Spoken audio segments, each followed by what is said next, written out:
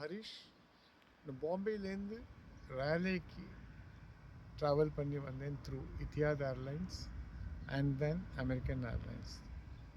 மொத்தம் 38 மணி நேரம் ஆச்சு எங்களுக்கு. அதாவது மத்தியானம் 2:15 ஃப்ளைட் அங்கேருந்து பாம்பேலேருந்து. அண்ட் அங்கேருந்து அபுதாபிக்கு ஒரு 3.5 hours.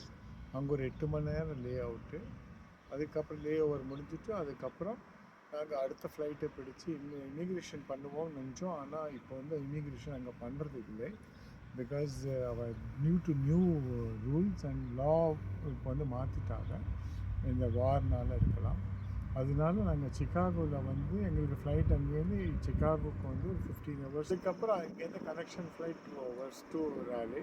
ஸோ மொத்தமாக 38 மணி நேரம் ட்ராவல் பண்ணி வந்தோம். பட் அவர் ட்ராவலிங் வாஸ் குவைட். ஒரே ரிக்வெஸ்ட்டு, எல்லோரும் கொஞ்சம் கேஷ் கையில் வச்சுக்கணும். அங்கங்கே நிற்கிறது செலவு பண்ணுறதுக்கு யூஸ்ஃபுல்லாக இருக்கும். டாலர்லாம் வச்சுருந்தா சௌகரியமாக இருக்கும்.